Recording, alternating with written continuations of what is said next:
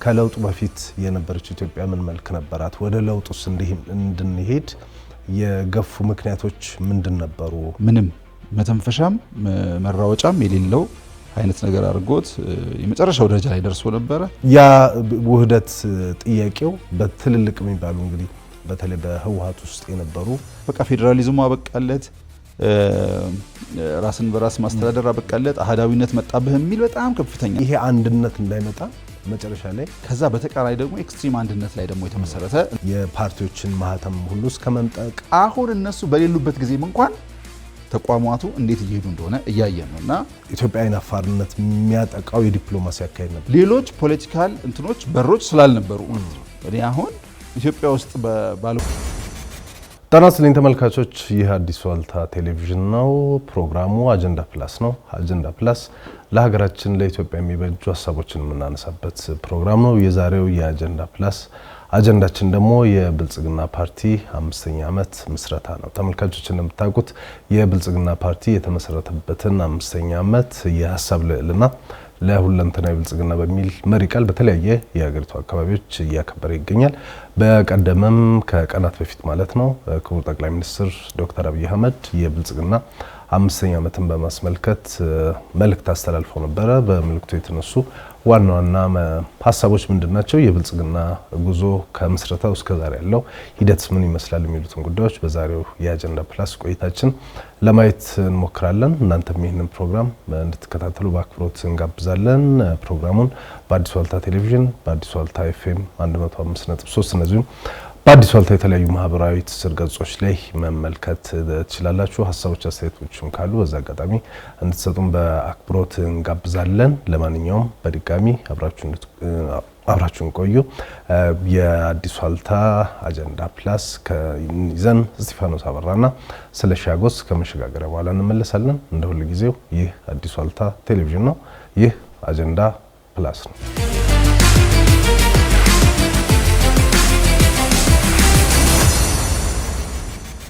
ተመልሰናል ተመልካቾች። በአዲስ ዋልታ ቴሌቪዥን የአጀንዳ ፕላስ ፕሮግራምን እየተከታተላችሁ ትገኛላችሁ። የዛሬው አጀንዳ ፕላስ ቆይታችን በብልጽግና ፓርቲ 5ኛ ዓመት ላይ ትኩረት ያደርጋል። ፕሮግራሙን እንድትከታተሉ እኔም ስለሺም በአክብሮት እንጋብዛለን። ስለሺ እንዴት ነህ? አለን ስጢፎ እንዴት ነህ? ሁሉ ሰላም ገብሩ ይስፋለን። እንግዲህ የብልጽግና 5ኛ ዓመት በተለያየ መልኩ እየተከበረ ነው። በ5 ዓመት ሞላው።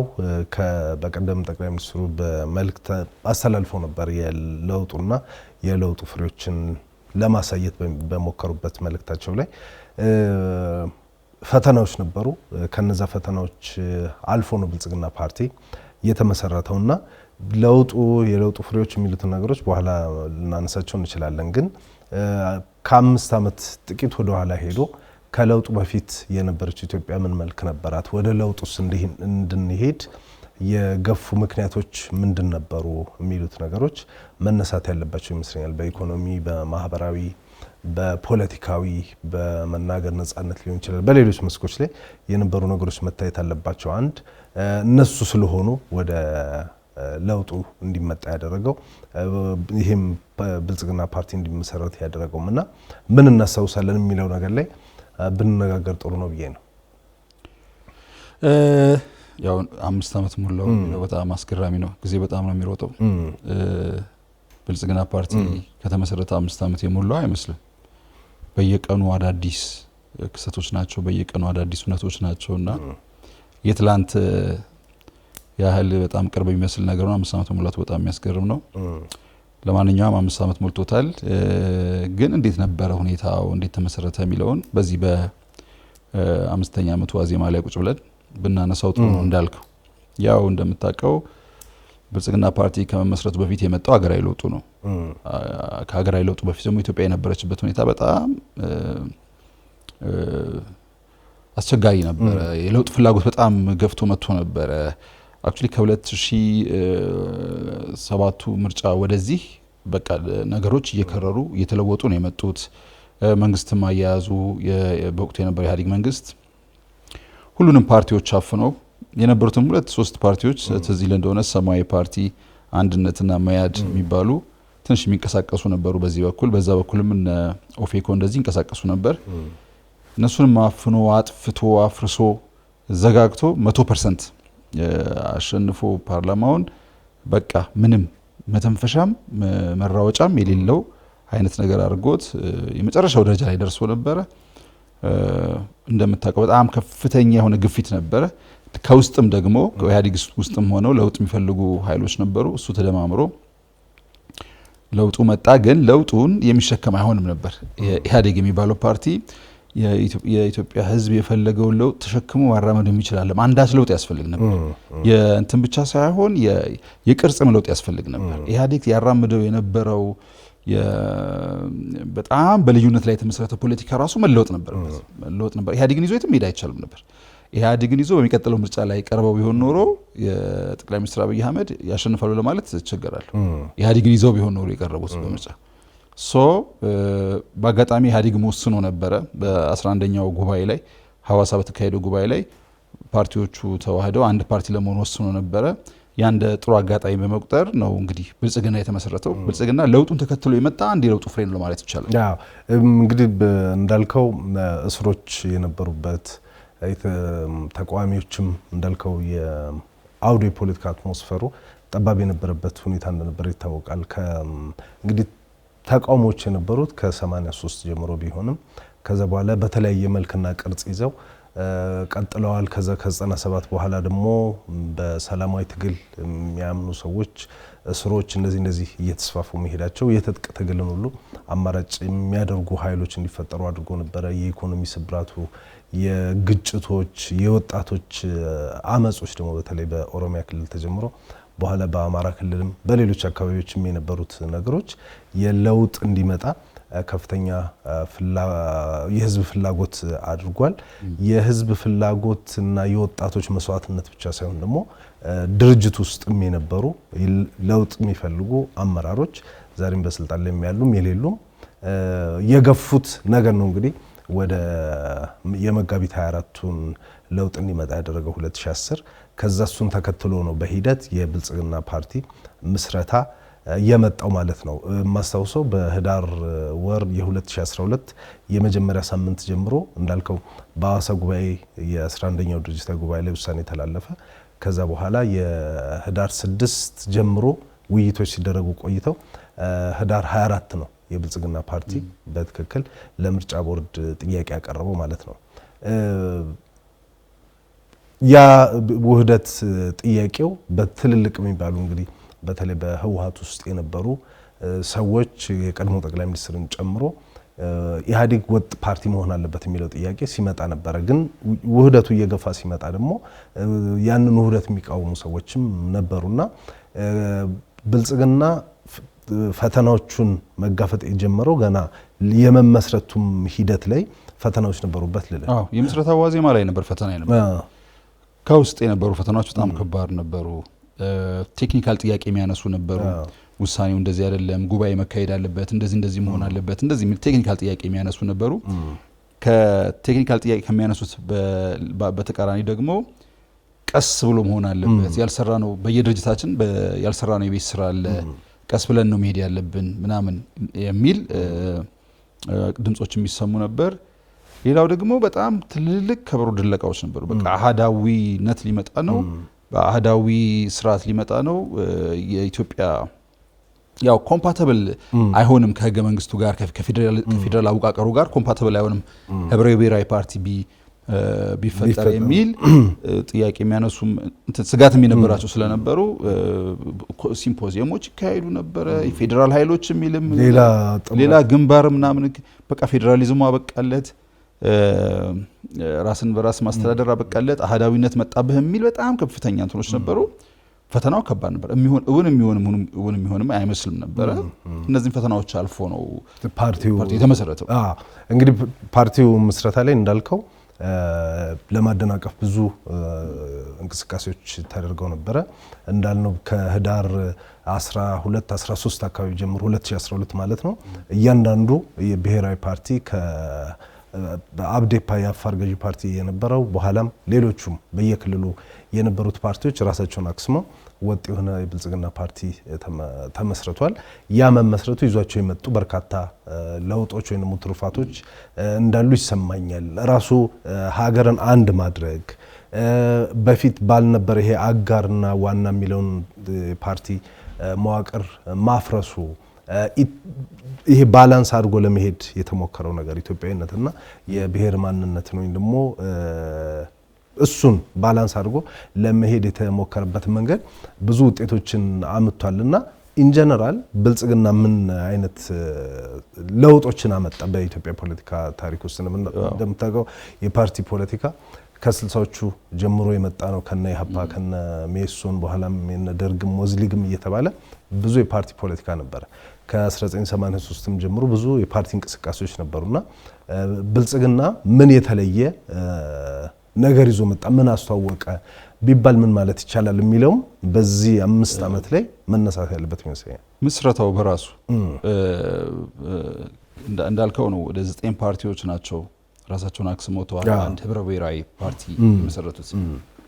የብልጽግና ፓርቲ መመስረት ለኢትዮጵያ ፖለቲካ ምን ይዞ መጣ የሚለው ጥያቄ መመለስ በጣም ወሳኝ ነገር ነው። በኢትዮጵያ ይታወቅ የነበረው ወይ ሌፍት ወይ ራይት ሆን ግራ ወይም ቀኝ ወይ ግራ ትሆናለ ወይ ቀኝ ትሆናለ። በቃ የብሔር ማንነት ላይ ያተኮረ የብሔር ማንነት ላይ ብቻ አይደለም፣ ወርዶ ወረዳ ደረጃ ላይ ደርሶ ነበር። የብሔር ማንነት ላይ የተመረኮዘ ፓርቲ አቋቁመ በዛ ውስጥ ሆናለ ኦር የአንድ ኢትዮጵያዊ ማንነት ላይ ያተኮረ ፓርቲ ትመሰርታለህ። ከሁለቱ አንዱ ነው የምትሆነው እና ሁለቱ ቀኝና ግራ ያሉት እንትኖች እንዴት ይታዩ ነበር? እነዚህኞቹን የሚያዩበት እነዚህ የሚያዩበት መነጽር በጣም የተለያየ መነጽር ነው። ከዚህ የተለየ ሶስተኛ መንገድ ምክንያቱም በጣም አሸንፎ የመጣ የነበረው ይሄ በብሔር ላይ የተመሰረተው የፖለቲካ አደረጃጀት ስለሆነ ሀገርም እየመራ ያለው እሱ ስለሆነ ከህገ መንግስቱም ከፌደራል አወቃቀሩም ጋር በጣም ኮምፓቲብል ሆኖ እየመጣ ስለሆነ ኢትዮጵያዊነት የሚባለው ነገር እየመነመነ አንድ ፖለቲካ ማህበረሰብ ለመፍጠር የሚደረግ ጥረት ላይ እንቅፋት እየሆነ ከአንድነት ይልቅ ልዩነት ላይ መሰረት ያደረገ ክልሎቹም ወረዳዎቹም ዞኖቹም እንገንጠል እንለያይ ምናምን እንዲሉ የሚያደርግ ስርዓት በልዩነት ውስጥ ጥቅም ጨምረህ ልዩነትን ፕሮሞት እንደ ውበት አሁን ለምሳሌ ወረዳ መሆን ካለመሆን ይሻላል፣ ወረዳ ከመሆን ደግሞ ዞን መሆን ይሻላል። እንትን ከሆነ ጥቅም አለው ውስጡ። ስለዚህ መገንጠል፣ መለያየት፣ እኔ እንደዚህ ነኝ ማለት በጣም ስላይት በሆኑ ልዩነቶች ሁላ ሳይቀር ጦርነት፣ ዱላ መማዘዝ የሚያመጣ በጣም ኢትዮጵያዊ ማንነት የሚባለው ነገር ላይ ወይም ሀገር የሚባለው ነገር ላይ አደጋ ማምጣት የጀመረበት ወቅት ነበር እና የብልጽግና መመስረት ያንን የደመሰሰው ከሁለቱም አይደለም። ብልጽግና ህብረ ብሔራዊ አንድነት ያስፈልጋል። ልዩነትን ያከበረ ግን አንድ ህብረ ብሔራዊ የሆነ ማንነት ያስፈልገናል። ህብረ ብሔራዊ ወንድማማችነት ነው አይደለም እንትሞት ራሱ ይሄ ያስፈልገናል። ምክንያቱም አንዳችን መኖር አንችልም፣ አንዳችን ለአንዳችን እናስፈልጋለን። ስለዚህ ህብረ ብሔራዊ ወንድማማችነት ያስፈልገናል። ያ መንገድ ግን ለምን ተመረጠ? የሚገርመኝ አንድነት እንጂ አንድነት ነው የጥንካሬ ምንጭ። ስትከፋፈል ታንሳለህ፣ ትበተናለህ፣ ትወድቃለህ እንጂ ወይም ደግሞ ጥንካሬም ምንም የሚመጣ ከውበት እንጂ ከመለያየት ውስጥ አይደለም። ልዩነት በራሱ ጌጥ ነው፣ ግን ያካሄድ ነበር የተመረጠው። መለያየቱ ይሄኛው ብሔር ያኛው ብሔር መባባሉ ነበርና ያንን ሲያቀነቅኑ የነበሩት ያንን ፕሮሞት ሲያደርጉ የነበሩት ሰዎች ይሄ አንድነት እንዳይመጣ መጨረሻ ላይ እንቅፋት ሲሆኑ ምንም ታይቶ ነበርና ለምን ተፈለገ? ገብተዋል። ለምን መለያየትን እንደ አማካኝ ነጥብ የመግዣ ዘዴ ነው ባጭሩ። ልዩነትን ፕሮሞት በማድረግ ሰዎች ልዩነታቸው ላይ እንዲያተኩሩ አድርገህ ከዛ ሰዎች በልዩነታቸው ላይ ሲናቆሩ አንተ ሽማግሌ፣ ገላጋይ፣ ዳኛ፣ ፈራጅ ሆነህ በመምጣት የመምራት እንትን የተለመደ ነው። ማንም ያደርገዋል። ኢትዮጵያ ውስጥ በአጋጣሚ የተገኘው ልዩነት ብሔር ስለሆነ ብሔር ላይ ተተኩሯል። ለምሳሌ ብሔር ልዩነት የሌላቸው ሰዎች ካሉ ምናልባት የጎሳ የሃይማኖትም ልዩነት ያለበት ሀገር ካለ ምናልባት ሃይማኖትን እየመዘዝክ ልዩነታቸውን እነሱ ልዩነታቸው ላይ ሲተራመሱ አንተ ዳኛ ፈራጅ ይሆንክ መግዛት የተለመደ የአገዛዝ ስርዓት ነው። ይሄ የአገዛዙ ፍላጎት ነው የነበረው። አገዛዙ የሚቆምበት መሰረትም ነው። ሰዎች በልዩነታቸው ላይ ሲያተኩሩ ዳኛ፣ አስታራቂ፣ አሸማጋይ፣ ፈራጅ ሆኖ በመምጣት ለዘላለም በቃ ወደ ስልጣን የሚዞር ነገር እንዳይኖር በማድረግ ማለት ነው። ይሄ አንደኛው ነገር በራሱ ቢዚ እንዲሆን በማድረግ። ሁለተኛ ደግሞ የተነሳበትን ፖለቲካ ይሄ እንግዲህ እኛ መጀመሪያ የኢትዮጵያ ዘመናዊ ፖለቲካ ታሪክ ሲጀመር የተነሳንበትም አይዲዮሎጂ የተጣመመ ስለነበረ ያው ኢትዮጵያን በደንብ ከማንበብ ይልቅ ኢትዮጵያን ላነበቡት መጽሐፍ የማስተካከል ኢትዮጵያን ታሪክ ኢትዮጵያን ስሪት ላነበቧቸው የውጭ መጽሐፍት የማስተካከል አዝማሚያ የነበረው ፖለቲካም ስለነበረ እነሱ ተደምረው ልዩነት ላይ ያተኩረ ነበር። ከአንድነት ይልቅ ልዩነት ላይ ያተኩረ ነበር።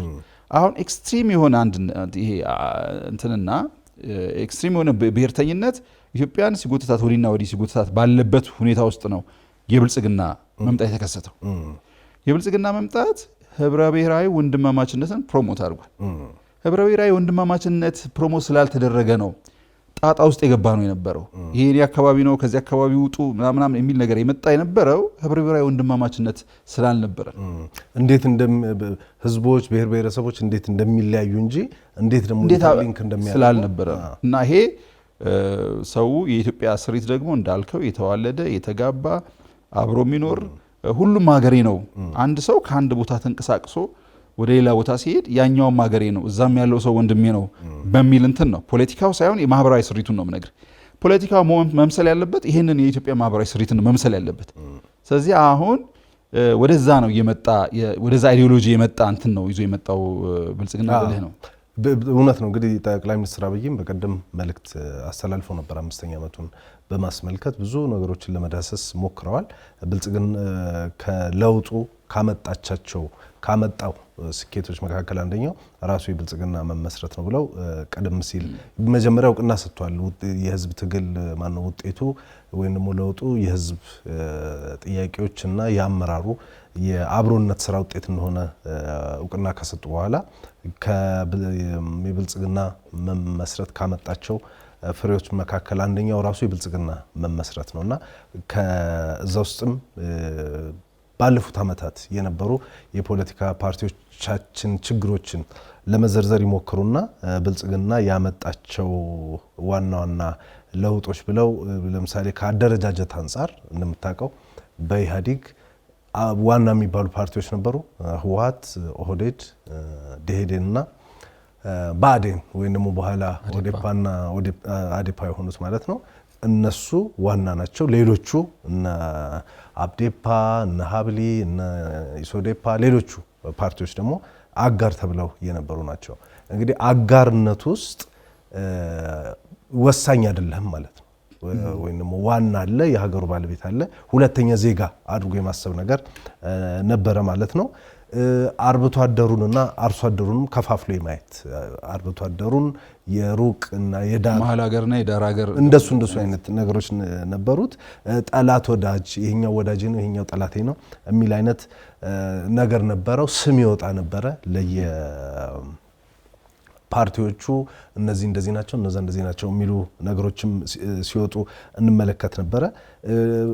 ተቃዋሚ እና ብልጽግና ከመጣ በኋላ ደግሞ ከተቃዋሚ ይልቅ ተፎካካሪ የሚሉት ነገሮችም መጥተዋል። ራሱ መደመር የሚለውም ፍልስፍናም አንደኛው ነው። ያ ደግሞ ሀገር በቀል ከመሆኑም በተጨማሪ ደግሞ ሰምሃው ፕራግማቲክ የሆነ ለዚህኛውም ለዛኛውም አይዲዮሎጂ ያልታጠረ እንደ ጊዜው እንደ ወቅቱ እንደ ህዝብ ፍላጎት ራሱን የሚያይ ነውና ከዚህ ደረጃ ከአደረጃጀትስ ደረጃ ብልጽግና ይዟቸው የመጡት ለውጦች የሉም ወይ? የዳር የመሃል ዋና አጋር ምናምን ባለቤት የቤት ልጅ የውጭ ልጅ አይነት የሚለውን አደረጃጀት አፍርሶ ሁሉም ኢትዮጵያዊ በኢትዮጵያ ጉዳይ ላይ እኩል መወሰን አለበት። ሁሉም ኢትዮጵያዊ በኢትዮጵያ ላይ መወሰን አለበት። ሁሉም ኢትዮጵያዊ ኢትዮጵያን የመምራት ኢትዮጵያን የማስተዳደር እኩል መብት አለው የሚለውን ነገር አላመጣም ወይ ማለት ፈልጌ ነው። ልክ ነው። ይኸውልህ አሁን በልዩነት ላይ የተመሰረተ ፖለቲካ ነበረ ባለፈው 30 ዓመት ገዢው የነበረው። ከዛ ልዩነት ላይ የተመሰረተ ፖለቲካ ለመቃወም ሲባል ደግሞ ኤክስትሪም አንድነት ላይ የተመሰረተ ፖለቲካ ደግሞ ተመስርቶ ደጁ ላይ የነበረው ደግሞ ከገዢው ፓርቲ ውጪ ያሉ ደጁ ላይ የነበረው ደግሞ በጣም ሀያሎቹ ፓርቲዎች ከገዢው ፓርቲ በተቃራኒ ያሉት ለምሳሌ 97 አካባቢ የነበረው ምርጫ ላይ የነበረው ንቅንጅት ተፎካካሪ ሆኖ የመጣበት ምክንያት ምንድነው? በጣም ልዩነት ይስብ ስለነበረ ገዢው ከዛ በተቃራኒ ደግሞ ኤክስትሪም አንድነት ላይ ደግሞ የተመሰረተ እንትኖች ነበሩ፣ አመለካከቶች ነበሩ። ከዛ ከሁለቱም ወጥቶ እንዲህ አይነት ፓርቲ ተመስርቷል፣ ብልጽግና የሚባል ፓርቲ ስለተመሰረተ ግን ያ የምትፈልገውን አንድነት ያ የምትፈልገውን ህብረ ብሔራዊ ወንድማማችነት ማምጣት ትችላለህ? አትችልም። ብልጽግና ፓርቲ ስለተመሰረተ አንዱ ግብ ነው አለን እንጂ ሁለንተናዊ ግብ አይደለም፣ ሁለንተናዊ ውጤቱ አይደለም። እኔ ብልጽግና ፓርቲ ከተመሰረተ በኋላ ለግቦቹ ለዚህ ለህብረ ብሔራዊ ወንድማማችነት የሚተጋባቸውን ነጥቦች ፈልገ ማግኘት ትችላለህ። አንደኛው የኢትዮጵያን ጉዳይ ፈልጎ ማግኘት ነው። ኢትዮጵያውያን የሚያሰባስባቸው አጀንዳ የሚያሰባስባቸውን ጉዳይ መፈለግ ማለት ነው። ከዚህ በፊት የምርጫ ክርክሮችን አይተህ ከሆነ ፖለቲካ ፓርቲዎች የሚለያዩት አይተህ ከሆነ በፌዴራል አወቃቀሩ በብሔረሰብ ተጨቆነ የብሔረሰብ እንትን ተባለ ምናምን በውስጥና በተወሰኑ ቡድኖች ጥያቄዎች ነው። ለምሳሌ የማይመለከተ ጥያቄ ሊኖር ይችላል። አንተ እኔ የሚመለከተኝ አንተን የማይመለከተ አንተን የሚመለከተ እኔን የማይመለከተኝ ይኖራል። ልዩነቶች ላይ ያሉ ጥያቄዎች ነበር የነበሩት እና የጋራ የኢትዮጵያ ጉዳይ ላይ ክርክሮች አትሰማም። አሁን የብልጽግና ፓርቲ የኢትዮጵያን ጉዳይ ኢትዮጵያውያን የሚያሰባስቡ ጉዳዮችን ፍለጋ ውስጥ ሲገባ እሱ ላይ ሲያተኩር እሱ ላይ ሲሰራ ታያለህ። ለምሳሌ ግሪን ሌጋሲ የኢትዮጵያውያን ሁሉ ጉዳይ ነው። በአንድ ቀን ወጥተን እንትከል ሲባል ሁሉም ኢትዮጵያዊ ወጥቶ ይተክላል። ለሚተክለው ለምን ይመስላል? ከችግኙ ባሻገር የጋራ ጉዳያችን ነው። ሌላ ሁለቱ ውሃዎች ለምሳሌ የባህር በር ጉዳይ የኢትዮጵያ ጉዳይ ነው። የኢትዮጵያ ጉዳይን ሁላችንም የሚያሰባስብ ሁላችንም በአንድ ጥላ ስር የሚያደርግ ጉዳይ ነው። የአባይ ግድብና ሌሎችም ውሃዎች ላይ የሚሰሩ ፕሮጀክቶች እንደዚህ አይነት ነገሮች ስታይ ለምሳሌ የራስን በምግብ የመቻል የስንዴ የሩዝ የምናምን ምርታማነትን እነዚህ ጉዳዮች ላይ እያተኮረ ኢሹ አጀንዳ ሲያደርጋቸው ብልጽግና ፓርቲ ምን እየፈለገን ነው ምን እያለን ነው ስትል የጋራ የሚያሰባስብ ጉዳይ ላይ አሁን ኔክስት ተቃዋሚ ሆነ ስትመጣ ወይም ተፎካካሪ ሆነ መተ ወደ መንግስትነት ስትመጣ የምትከራከረው ባህር በር ጉዳይ ላይ ነው። የውሃዎች ላይ ያለ እንትን ጉዳይ ላይ ነው። ግሪን ሌጋሲ ላይ የምትከራከረው በኢትዮጵያ ጉዳይ ላይ ነው ወይም በፎሪን ፖሊሲ ጉዳይ ላይ ነው እንጂ ይሄ ብሔር ተጨቆነ እንዳይባል። ምክንያቱም መስታወት ነው የውጭ ፖለቲካ ከገዢው ፓርቲ ውጭ ያለው ፖለቲካ ኦፊስ ራን የሚያደርገው ፓርቲ ይመስላሉ። እሱ በጣም ጽንፈኛ ኤክስትሪም ከሆነ በሌላው ጽንፍ ደግሞ ያኛው ጽንፈኛና ኤክስትሪም ይሆናል። ስለዚህ እሱ ነው የሚጋባው ልል። ስለዚህ ይሄንን እያደረገ ነው ያለውና ምንድነው ለግቡ እያሳካን ለግቡ እያዳረሰን ነው ለማለት ይቻላል። ፕራክቲካል ደግሞ ተግባሮች አሉት። ለምሳሌ ዝም ብለህ ይሄ ልዩነትን ማጥፋት አትችልም። ነገ ከዛሬ ጀምሮ በቃ አንድ ነን ምናምን ማለት አትችልም። ልዩነትን እያደበዘዙ አንድነትን እያጠነከሩ የሚመጣባቸው በርካታ ጉዳዮች አሉ። ቢሆንም ዋነኛው ግን የከተሞች ግንባታ ነው። ከተሜነት ባላንስ ማድረግ ነው እንጂ ማደብዘዝ ሲባል ተመልካቾች ልዩነት አይደለም። ማንነት ልዩነት ነው ያለው። ልዩነት ነው ሴንስ ለምሳሌ በባህር በር ጉዳይ ላይ ዳይቨርሲቲ ማለት አይደለም። ልዩነት ማለት ዳይቨርሲቲ ማለት አይደለም። ይሄ የምናተኩርባቸውና የምንባላባቸው ልዩነቶች የምትተወው በመሰባሰብ በመነጋገር የሚያሰባስብህ ደግሞ ከተሜነት። አሁን ለምሳሌ የከተሞች ግንባታ ኮሪደር ልማት ምናምን አይተህ ከሆነ በሁለት መንገድ ነው ከተሜነት የምታስፋፋው። አንድም ከተሞችን በመገንባት መቆርቆር ነው። ሁለትም የተገነቡ ከተሞችን ደግሞ በማስፋት ብዙ ሰዎች ምቹ በማድረግና ብዙ ሰዎች እንዲቀበሉ በማድረግ ነው። ከአዲስ አበባ 5-6 ቢሊዮን ስንት ቢሊዮን ይኖራል? 5 ሚሊዮን 6 ቢሊዮን። ከአዲስ አበባ ቀጥሎ ያለው 1 ሚሊዮን ያለው ከተማ የለም። ከአዲስ አበባ ቀጥሎ ከተማ የለንም ለማለት ይቻላል። ስለዚህ እነዚህ ሌሎቹን ከተሞች በማስፋት ሰዎችን ወደ ከተማ በመሳብ ከተሜነት እንትን በማለት ከተሜነት ለምን እድል ይሰጣል? ለመወያየት፣ ለመቀራረብ። ምክንያቱም ከተሜነት አንዱን ብቻ አይደለም ይዞ ሄደው ከዛም ስለሚመጣ አይነተ ብዙ ስለሆነ እሱን በማድረግ ሂደት ውስጥ ሲጠመር ታየዋለህ እና ለግቡ እየተጋ ነው ለማለት ነው። ለግቡ እየተጋ ነው። ትንሽ ከተራመድን ወደ ብዙ እውነት ነው። እንግዲህ ከሌላው ማሳያ ሊሆን የሚችለው የሚመስለኝ ለእኔ ደግሞ የአድዋ መታሰቢያ ነው። አድዋ መታሰቢያ በብልጽግና ከሰራቸውና ምልክት ፓርቲውን ሊገልጹ ይችላሉ ከማስባቸው ነገሮች አንደኛው ነው። አድዋ እንደምናውቀው ነው የኢትዮጵያን የጋራ ድል ነው። ኢትዮጵያን በአንድነት በህብረት ያመጣ ነው። የአባቶቻችን ድል ነው። በዛ ውስጥ ኢትዮጵያን መግለጽ ኢትዮጵያን ማየት ይቻላል። ከአድዋ የጎደለ የለም። አድዋም ደግሞ የመጣው ሁሉም ባለመጉደሉ ነው የሚለውን ነገር መነሻ አድርጎ ኢትዮጵያ የምትሰራው በዛ ነው የሚል አንድ አሰባሳቢ ይሄ ልዩነት ነበረን፣ ይሄኛው እንደዚህ ያደረገ ያኛው እንደዚህ ያደረገ በዚህ ጊዜ እንዲተደረገ የሚል ከፋፋይና ልዩነት ላይ መሰረት ያደረጉ ትርክቶችን ከማምጣት ይልቅ እንደ አድዋ የሚያሰባስቡና ጥላ የሚሆኑ ግዙፍ በሀሳብ ብቻ ሳይሆን ደግሞ መሬት ላይ ወርደው የሚያሳዩ ነገሮች ናቸው። ስለዚህ እንዳልከው ብልጽግና ያልከው የአረንጓዴ አሻራ ሌሎች አሰባሳቢ ትርክቶች በላይ መሬት ላይ ደግሞ መሀል ሀገሩ ላይ መሀል አዲስ አበባ ላይ ታሪክንም ሁሉንም ነገር አድርጎ እየሰነደ እኛ ኢትዮጵያን ብቻ ሳይሆን ደግሞ ራሱ አድዋን በአፍሪካ ደረጃ ከፍ አድርጎ ማሳየት የቻለ እኔ ከትርክት አንጻር ባለፉት 5 እና 6 ዓመታት ከተሰሩ በብልጽግና ከተሰሩ ትርክቶች ቀዳሚ ብዬ የምወስደው ምናልባትም የአድዋን ትርክት ነው ብዬ አስባለሁ። ሌሎቹ እንዳሉ ሆኖ ማለት ነው። እንግዲህ ጠቅላይ ሚኒስትሩ በመልእክታቸው ላይ የብልጽግና መመስረት ይዞ ከመጣቸው ፍሬዎች መካከል አንደኛው ከእምነት ተቋማት አንጻር ያለውንም ያነሳሉና የእምነት ተቋማት እንደምናስበው በቀደመው ጊዜ ብዙ ተጽዕኖች እንደነበረባቸው እሳቸውም ያነሳሉ። እኛም ኖረን ያየነው ነው። ከኢትዮጵያ ኦርቶዶክስ ቤተክርስቲያን አንጻር ብንመለከት እንግዲህ በ83 ጳጳሱ በወቅቱ የነበሩት ጳጳስ ምን እንደተደረጉ ይታወቃል። ከዛ በኋላ የነበሩትም ጫናዎች ነበሩ። የፖለቲካ ጣልቃ ገብነቶች እንደነበሩ ይታያል። የሲኖዶስ እዚህና እዛ ተብሎ የተከፋፈለ ሲኖዶስ እንደነበር ይታወቃል።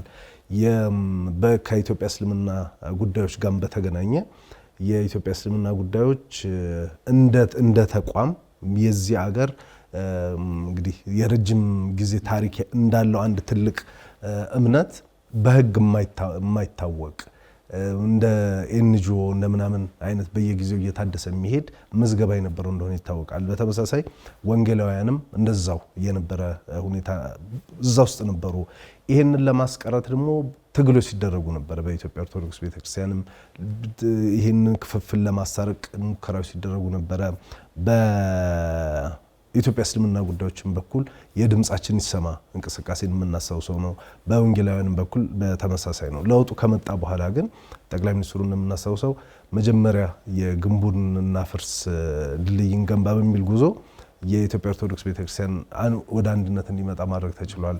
የእስልምና ምክር ቤት እና የወንጌላውያን በሕግ እውቅና እንዲያገኝ ተደርጓል። ከእስልምና ውስጥም በቤተ መንግስት የአፍጥር ስነ ስርዓቶች እንዲደረግ ሌላ የዚህ ከወለድ ነፃ ጥያቄዎች እንዲሰሩ የመስጊድ ቦታዎች እንዲሰጡ እንዲህ አይነት ስራዎች ተደርጓል። ከኦርቶዶክስም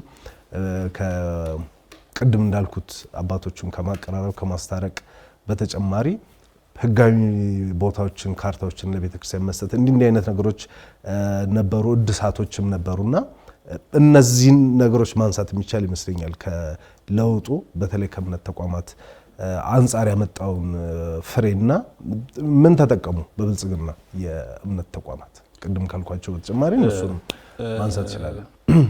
የብዙ አምባገነን መንግስታት እጅ የመዘርጋት ችግር የለባቸው እና ምን ለምርጫ ሲቀርቡ የሚያቀርቧቸው ነገሮች ይሄን ሰርቻለሁ ነው። እጅን ዘርግቻለሁ እንደዚህ አድርጌያለሁ ነው።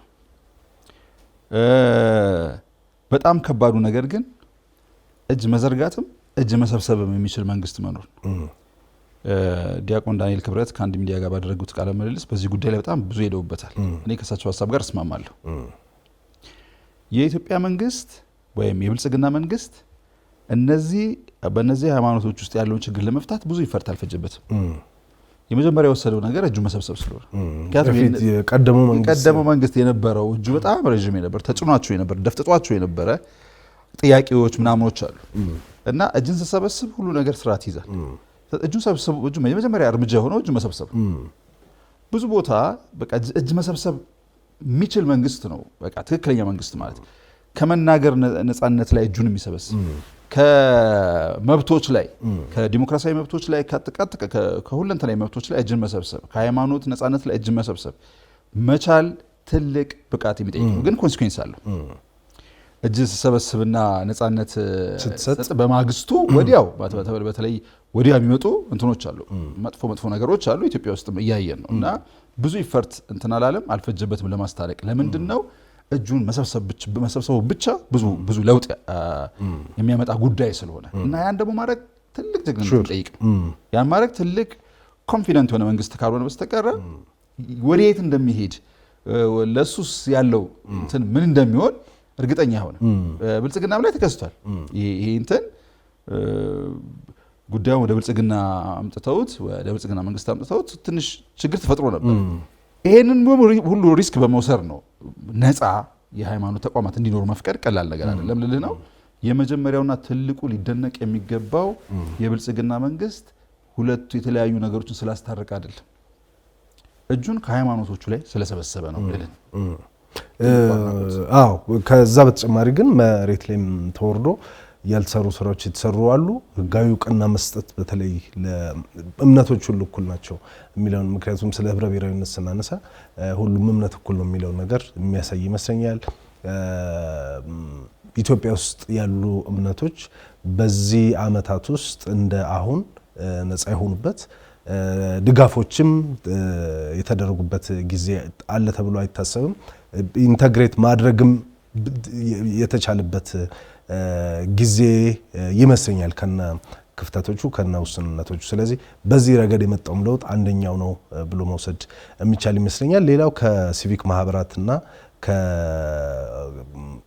ከዲሞክራሲ ተቋማት ጋር በተለይ ደግሞ ከሚዲያ ጋር የተገናኘውም ሌላኛው የለውጡ ፍሬ ወይም ደግሞ በዚህ ጊዜ እየታዩ ማሳያዎች እንደሆኑ ጠቅላይ ሚኒስትሩ በዚህ መልእክታቸው ላይ ጠቁመዋልና ከለውጡ በኋላ ወይም ባለፈው 5 ዓመት ከሚዲያስ አንፃር ምን ለውጦች መጡ? እንግዲህ እሳቸው በቁጥር ያስቀመጧቸው ነገሮች አሉ። ከመናገር ነጻነት አንፃር በተለይ ሚዲያ ላይ ትኩረት አድርገው በሬዲዮ የቴሌቪዥኖች ብዛት ከነበረበት ያደገበት ሁኔታ በአጠቃላይ ወደ 123% እድገት አሳይቷል የሚል ነገር አንስተዋልና ከሚዲያስ አንፃር የመጣው ለውጥ ከመናገር መብትስ አንፃር የመጣው ለውጥ ምን ይመስላል? እንዴት ተጠቀምንበትስ? እንደ ሚዲያ እኛ ደግሞ እንደ ሚዲያ ሰው ሚዲያውን እንዴት እንታዘበዋለን የሚለው ነገር ብናየው ጥሩ መሰለኝ። የሚዲያን እድገት በቁጥር በደንብ አድርገው አስቀምጠውታል።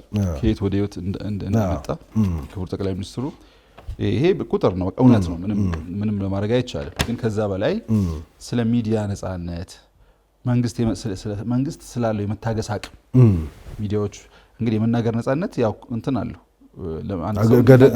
እንዲናገር ስትፈቅድለት የሚጥምህንም የማይጥምህንም ነገር ነው ሊናገር የሚችለው። የሚጥምህንም ምንም የማይጥምህንም ነገር ሲናገር ህግ እስካስተላለፈ ድረስ የማድመጥ ትዕግስት ያስፈልጋል።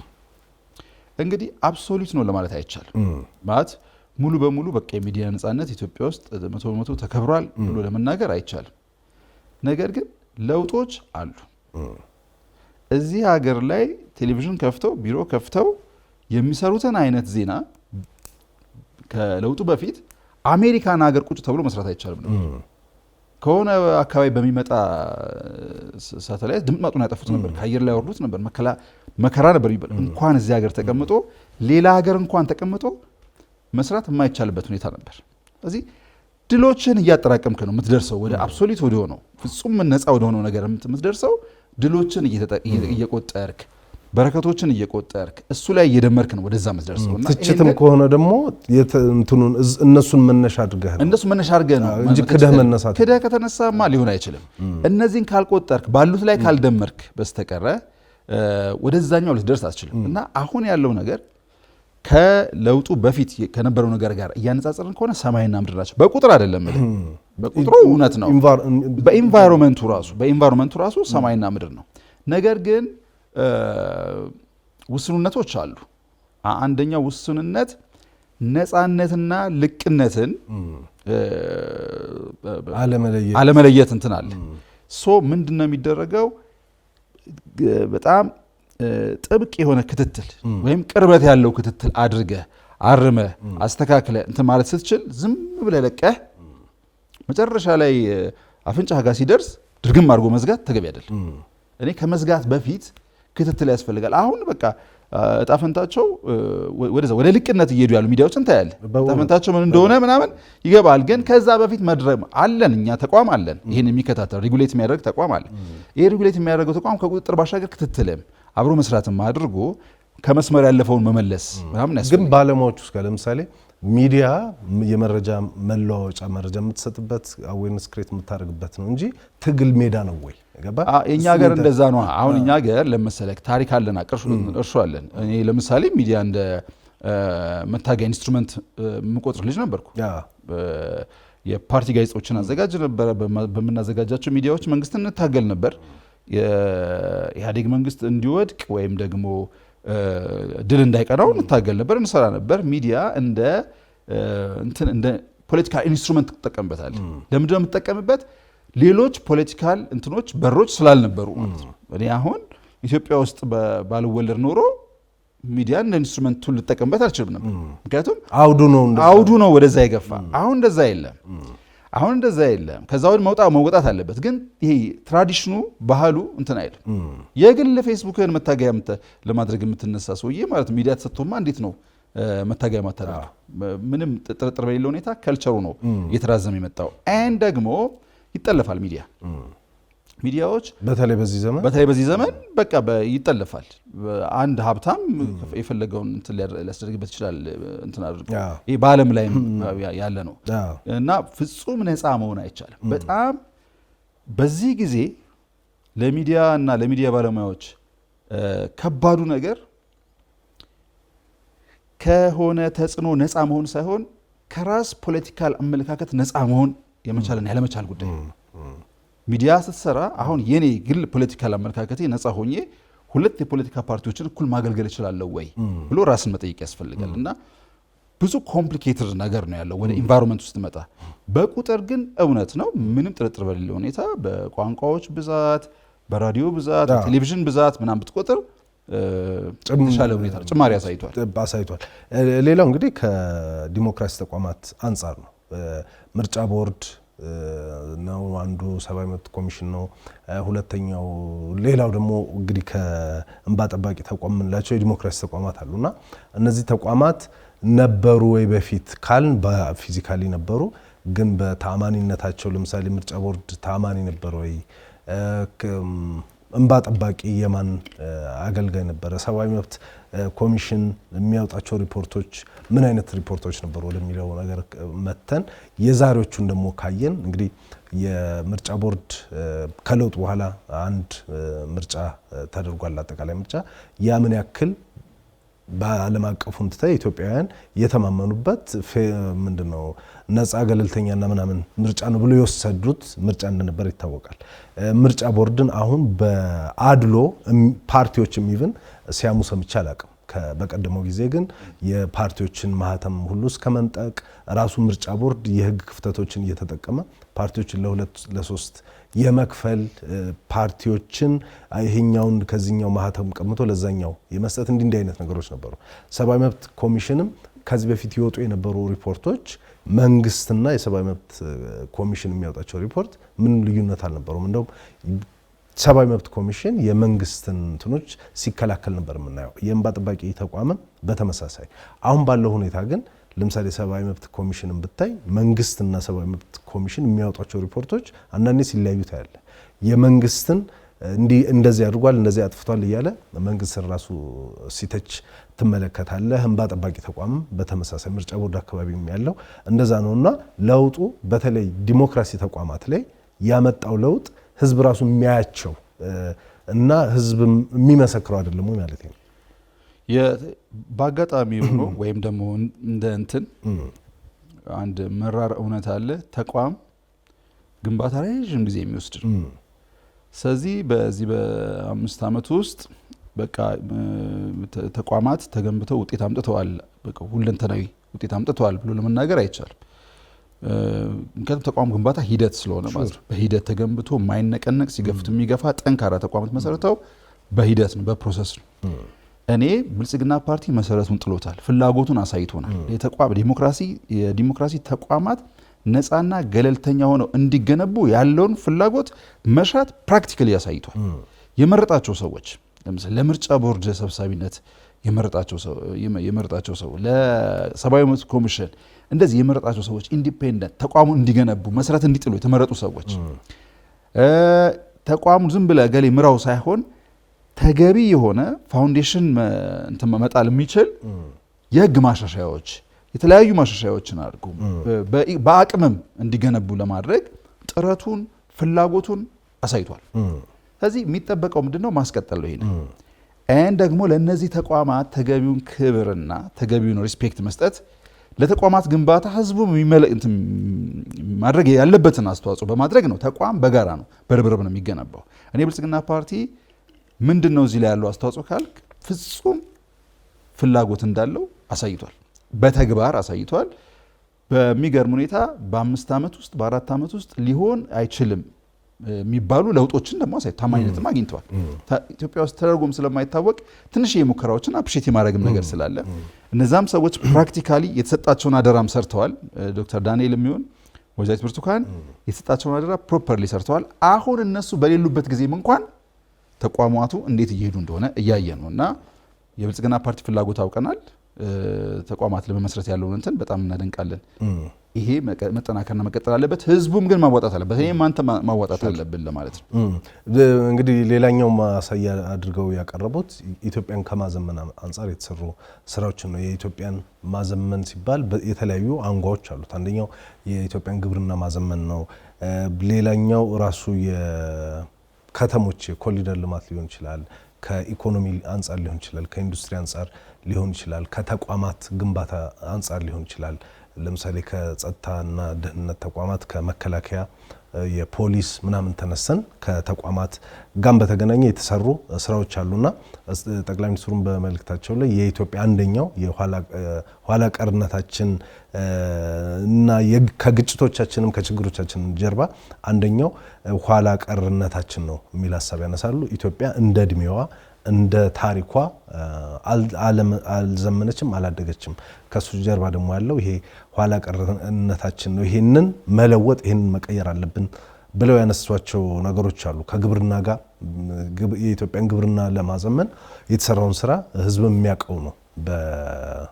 በአንድ ጊዜ ዝናብ ጠብቆ የነበረውን የኢትዮጵያን እርሻ ወደ በአመት 2 ጊዜ ምንድነው መስኖን መጠቀም ምናምን። ከዛ በተጨማሪ ደግሞ የኮታ ገጠም የተበጣጠሰ የነበረውን እርሻ አንድ ላይ እንዲመጣ ማድረግ፣ ያልታረሱ መሬቶችን እነሱን ወደ እርሻ እንዲገቡ ማድረግ። ለምሳሌ ከዚህ በፊት በእርሻ የማይታወቁና አፋርና ምናምን እነሱ ማሊን ጨምሮ አሁን በእርሻ በሩዝ በስንዴ ምርት ይታወቃሉ። በተለይ ደግሞ በሩዝ በስንዴ በበቆሎ ላይ ትኩረት አድርጎ የተሰራው ስራ በግለሰብ ለጠቅላይ ሚኒስትሩም የአግሪኮላ ሽልማት አሸናፊ እንዲሆኑ አድርጓል።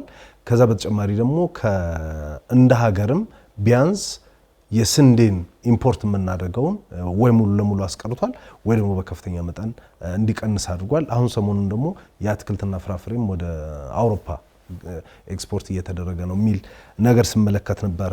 በሌማት ትሩፋት ኢኒሼቲቭም ከዶሮ ከስጋ ብቻ የተሰሩ በርካታ ስራዎች አሉና ባለፉት 5-6 ዓመታት የኢትዮጵያ ግብርና ከየት ተነስቶ ወዴት መጣ?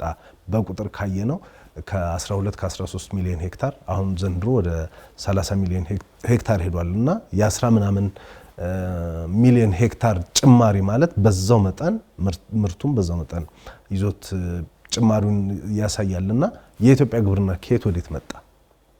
ወይ ደግሞ በለውጡ ምን እንዳልከው ነው ኦሬዲ ዘርዝራዋል።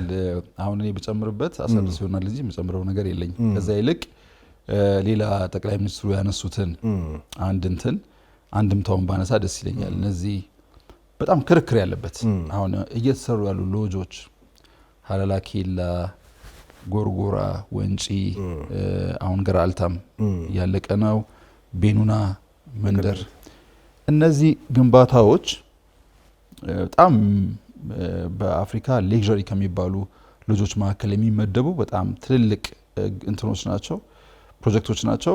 እና የነዚህ ፕሮጀክቶች መገንባት አንዳንድ ሰው በጣም ጥያቄ ምልክት ውስጥ ይከቷል በሁለት በሶስት ምክንያት። የመጀመሪያው ነገር ማን ሊሄድበት ነው? እዛ አካባቢ ላይ አብሶሉት ፒስ የለም፣ ሰላም ከሌለ ፍጹም ሰላም ከሌለ ማን ወደዛ ይሄዳል የሚል ጥያቄ ያነሳሉ። ሁለተኛ ከዛ ይልቅ ፕራዮሪቲ የሚሰጠው ጉዳይ ነበረ የሚልም ጥያቄ ያነሳሉ። እኔ ግን ምን እየሞከረ ነው ብልጽግና ፓርቲ? ምን እያደረገ ነው? ሉክ አሁን አንተ ሀላላ ኬላ ከመገንባቱ በፊት ከሀላላ ኬላ ጋር የሚያቆራኝህ ምንም ነገር የለም። እዛ ዘመድ የለህም፣ እዛ ጓደኛ የለህም። የምትሄድበት ምንም ምክንያት አልነበረህም። አሁን የምትሄድበት ምክንያት ተፈጥሮልሃል። አንተ ወደዛ ስትሄድ የአካባቢው ሰዎችን ደግሞ ተጠቃሚ የሚያደርጉ ፕሮጀክቶች ተሰርተዋል። አንተ ወደዛ ስትሄድ የአካባቢው ሰዎች ይጠቀማሉ። ቁጭ ብለው ያንተ መምጣት ይጠብቃሉ ማለት ነው። ከቀደመ የብልጽግና ፓርቲ ከተመሰረተበት ሞቶ መርህ ጋር አብሮ የሚሄድ ነው ልል ነው። ህብረ ብሔራዊ ወንድማማችነትን ለመገንባት አንድ ፖለቲካዊ ማህበረሰብ ለመገንባት እሰራለሁ ካልክ እንዲህ አይነት ፕሮጀክቶችን መስራት አለብህ። ቁጭ ብሎ ከሌላ ቦታ የሚመጡ ሰዎችን የሚጠብቅ እንጂ ከኔ አካባቢ እንዳትመጡ ውጡልኝ ከአካባቢ የሚል ጽንፈኛ ፖለቲካ የምትገላግለው እንዲህ አይነት አንዱን ከአንዱ ጋር በማቀራረብ ቀጣይም በሌላ መንገድ በፈጣን ኢንፍራስትራክቸሮች ስንተሳሰር ምናልባት በ30 ደቂቃ ጅማ ደርሼ መምጣት የምችል ከሆነ እዛ መገዛቸው እቃዎች ይኖሩኛል። ስለዚህ አንዱ በአንዱ ላይ የተመሰረተ ኢኮኖሚ የመመስረትን አንደኛው ነገር ማለት ነው። ሁለተኛው ነገር ደግሞ የኢትዮጵያን ኢኮኖሚ ዳይቨርሲፋይድ ማድረግ በሆነ ነገር ላይ ብቻ የተመሰረተ በግብርና ላይ ብቻ የተመሰረተ ወይ በሆነ ነገር ላይ የተመሰረተ አድርገህ ማስቀመጥ የለብህም። ኢትዮጵያ ካሏት ሀብቶች መካከል አንደኛው ቱሪዝም ነው። የቱሪስት አትራክሽን ሳይቶች ናቸው ያሉት። እነዚህን የቱሪስት አትራክሽን ሳይቶችን መስራት እንዳለ ሆኖ አዳዲስ የቱሪስት አትራክሽን ሳይቶችን ነው እየፈጠሩ ያሉት ማለት ነው። ምን ማለት ነው? ለዛሬ አይደለም የሚሰራው። ዛሬ ኦፍ ኮርስ ምናልባት በሰላም መናጋት ስማችን እየተነሳ ሊሆን ይችላል። ለዘላለም ግን እንደዚህ አንሆንም። ኢኮኖሚያችን ዳይቨርሲፋይድ መሆን አለበት፣ እንትናችን ብቻ አይደለም ከሚልም አንጻር እነዚህ ፕሮጀክቶችን እንዳንድ ትልቅ የብልጽግና ትሩፋቶች አድርገን ልንወስዳቸው እንችላለን ማለት ነው። እንግዲህ ከተቋማት ግንባታም አንጻር ከሌሎችም በርካታ ያነሷቸው ነገሮች አሉ። መጨረሻ ላይ ምናልባት ሲጠቃለል ቅድም እንዳልከው ቢያንስ ብልጽግና ጠቅላይ ሚኒስትሩም በግል የሚነሱ የተለያዩ ነገሮች ይኖራሉ። አንድ አሳዩ ብዬ የማስበው እኔ ቢያንስ አስፓይሬሽናቸውን አሳይተዋል። ኢትዮጵያው የት እንዴት ኢትዮጵያን ማበልጸግ ኢትዮጵያን መቀየር አንድ ይቻላል። ሁለት ደግሞ ፓርቲውም በግልም ያ ፍላጎት እንዳላቸው ለማሳየት የሞከሩ ይመስለኛል። ከዛ በኋላ ደግሞ መሬት ላይም የተሰሩ ስራዎች አሉ። አንድ ግን መነሳት ሳይነሳ መቅረት የሌለበት ብዬ የማስበው እሳቸውም በመልእክታቸው መጨረሻ ላይ ያነሱት እንግዲህ ከኢኮኖሚ ከምናምን ጋር የተገናኙትን ነገሮች እንዳሉ ሆነው በተለይ ከውጭ ግንኙነት ከዲፕሎማሲ አንጻር የተነሳ ነገር አለ። ኢትዮጵያ አይን አፋርነት የሚያጠቃው የዲፕሎማሲ አካሄድ ነበረ። ከዚህ በፊት ስትሄድ የነበረው ዝግ ያለ በቃ ለብሔራዊ ጥቅም መሟገት አይነት ነገሮች አታይም ነበረ። ከለውጡ በኋላ ግን የብሔራዊ ጥቅሞችን ለማስከበር በድፍረት የመውጣት ነገሮች አሉ። ተጠይቆ ማቀው የባህር በር ጥያቄ ቅድም እንዳነሳው የመጠየቅ ነገር አለ። እሱን የኢትዮጵያን የባህር በር ጥያቄ ለመመለስ ደግሞ የተሄደበትም ርቀት አለ። ከዛም አንጻር የተገኙ ውጤቶችም አሉ። በዲፕሎማሲው ደግሞ ጎረቤትን አስቀድሞ ለውጡ እንደመጣ ከኤርትራ ጋር የነበረውን ነገር የምናስታውሰው ነው። ከዛ በኋላም ቀጠናዊ ትስስር ተብሎ የተጀመሩ ነገሮች ነበሩ። አሁን ደግሞ ኤሌክትሪክ በመሸጥ እንደዚህ የቀጠናውን መሪ ለመሆን ወይም ደግሞ ቀጠናውን ለማስተሳሰር የተደረጉ ሙከራዎች አሉና በዲፕሎማሲውስ በዓለም አቀፍ መድረክስ ኢትዮጵያ ለምሳሌ እንደ ብሪክስ አይነት ምንድነው ባለብዙ ዘርፍ ሀገራት ጋር ማህበራት ጋር የመግባት ነገር ነበረ። በአፍሪካ ህብረት ያላት ሚና የመጨመር በተባበሩት መንግስታት ያላት ሚና የመጨመር ነገር ነበረና በዲፕሎማሲው ዘርፍ እንደ ስኬት ሊነሱ የሚችሉ ነገሮች ይሄ የህዳሴውን ግድብ ተደራድሮ ምናምን የሚለው ነገር እንዳሉ ሆኖ በተለይ ባለፉት አመታት ደግሞ የነበሩ የዲፕሎማሲ ጫናዎች የሚታወቃሉ ከሰሜኑ ጦርነት ጋር በተገናኘና ምን አገኘ? ምን ትሩፋቶች ነበሩት? እንግዲህ ከብልጽግና ከተመሰረተ በኋላ ኢትዮጵያ በታሪኳ ገጥመዋት የማያውቁ በርካታ ፈተናዎች ገጥመዋታል። የብልጽግና ፓርቲ ከተደነቀም የሚደነቀው በመስራቱ ብቻ ሳይሆን የሰራቸው ስራዎች በሙሉ አልጋ ባልጋ በሆነ ምቹ ሁኔታ ውስጥ አልሰራቸው። በጣም በከባድ ፈተና ውስጥ ነው የሰራቸው። እንዳልከው ለምሳሌ የህዳሴ ግድብ ማንሳት ይችላል። የህዳሴ ግድብ ላይ ኢትዮጵያ ፊዚካሊ ግድቡን ከመገንባት ያልተናነሰ አቅም የወሰደባት የመጣባትን ዲፕሎማሲያዊ ጫና ለማሸነፍ የወሰደችው ኢነርጂ ነው። እንዴት ባለ ድል እንዴት ባለ ሁኔታ ዲፕሎማሲያዊ የበላይነት አግኝተን እንዳጠናቀቀን የሚታወቅ በሴኩሪቲ ካውንስል ውስጥ በጣም ትልልቅ ሀገራት ናቸው እንደምታውቀው። አሁን የተመረጡት ፕሬዚዳንት ዶናልድ ትራምፕ ላይ የገቡበት ነበረ። የእሳቸው ጫና ከባድ ነበረ። በሁሉም ረገድ ከባድ የነበሩ ጫናዎችን ኢትዮጵያ ሰባብራ ነው እንትን ያደረገችው። ዲፕሎማሲያዊ ጫና ብቻ አይደለም፣ ሌሎችም ጫናዎች ነበሩ። አውሮፕላን ያንዣብባል፣ ካልደበደብኳችሁ ካልመታዋችሁ ዛቻዎች ነበሩ። እዛም ፊርማ ስምምነት እዚህም ፊርማ ስምምነት ነበረ። በእንዲህ አይነት አስቸጋሪ ሁኔታ ውስጥ ነው አሁን የብድር መዝጋት፣ ድጋፍ መቀነስ ሱቶ እዚህ ሀገር ውስጥ መጥተው ጠቅላይ ሚኒስትሩ ሲገልጹ ሰምተሃል። እዚህ ሀገር ውስጥ ወደ ህዳሴ ግድቡ የሚያደርሱ የሲሚንቶ መኪኖችን ማድረስ እስካይቻል ድረስ ምን ያክል መከራ ተበልቶ እንደተሰራ እምልህ በምቹ ሁኔታ ቢኖር ኖሮ ምን ሊሆን እንደሚችል መገመት ትችላለህ። እና ይሄ አንደኛው የዲፕሎማሲ ድል ተደርጎ ይወሰዳል። ብሪክስን ማንሳት ትችላለህ። ኤንድ ግንኙነታችንን የማስፋት የሆነ አንድ ብሎክ ውስጥ ገብቶ የመቀርቀር ሳይሆን ሁሉም ጋር የማስፋት ከዚህ በፊት ኢትዮጵያ የማትታወቅባቸው ወዳጅነት እንትኖች ላይ ምናምን ታያለህ። አሁን ወደ አረብ ሀገራት አካባቢ መሄድ በዚህም ከዛም ጋር ለኢትዮጵያ ብልጽግና የሆነ ነገር ያበረክታሉ፣ አስተዋጽኦ ያበረክታሉ ተብሎ በታመነባቸው ሀገራት ጋር በሙሉ ገሌ ብቻ ነው ወዳጄ ብሎ ሳይገባ መሰረታዊ እንትን ላይ ምክንያቱም የሀገር ክብርና ልዕልና ነው እንትኑ የውጭ ጉዳይ ፖሊሲው አይተው ከሆነ ዋናው የዜጎች ክብር ነው። እነዚህን እስካስከበረ ድረስ ከሁሉም ጋር አብሮ የመስራት ሰፊ የዲፕሎማሲ አማራጭ ያለው ስልት ነው የተከተለው። በጣም ውጤታማ ነበር ለማለት ነው። እንግዲህ ጠቅላይ ሚኒስትሩ በመልእክታቸው ላይ ያላነሷቸው ብዙ ስኬቶች አሉ። የአዳዲስ ከቋንቋ ከምናምን ከክልሎች ጋር በተገናኘ ለውጡ ጀመርን እንጂ አልጨረስነውም። በመጨረሱ ሂደት ውስጥ ግን የህዝብ ትብብር ይፈልጋል። እስካሁን ባለፉት 3-4 ዓመታት ያሳየናቸው ለውጦች ግን ጅምሮች ግን ቀጣይ ስኬቶቻችን የሚያሳዩ ናቸው የሚል ነገር አንስተዋልና ብልጽግና እንደተባለው ከተመሰረተ ጊዜ ጀምሮ ያሳያቸው ነገሮች አሉ። እነሱ ተጠናክረው ከቀጠሉ ደግሞ እንደተባለው ወደ ብልጽግና መሄድ ይቻላል በሚል ብናጠቃልለው ጥሩ። ተመልካቾች ስትከታተሉ የቆያችሁት በአዲስ ዋልታ ቴሌቪዥን የአጀንዳ ፕላስ ፕሮግራምን ነው። የብልጽግናን 5ኛ ዓመት መነሻ አድርገን በብልጽግና ፓርቲ የ5 ዓመት ጉዞ ውስጥ የተገኙ ዋና ዋና ስኬቶች ምንድናቸው የሚሉትን ጉዳዮች ለማንሳት ሞክረናል። ብዙ ሀሳቦችን ስላነሳን ሀሳቦች፣ አስተያየቶች ካሉ ብትሰጡ እንወዳለን። ለማንኛውም አብራችሁን ስለቆያችሁ እናመሰግናለን። እስጢፋኖስ አበራና ስለሺ አጎስ ነበርና አብረናችሁ የቆየነው። አጀንዳ ፕላስ በሚቀጥለው ጊዜ በሌላ አጀንዳ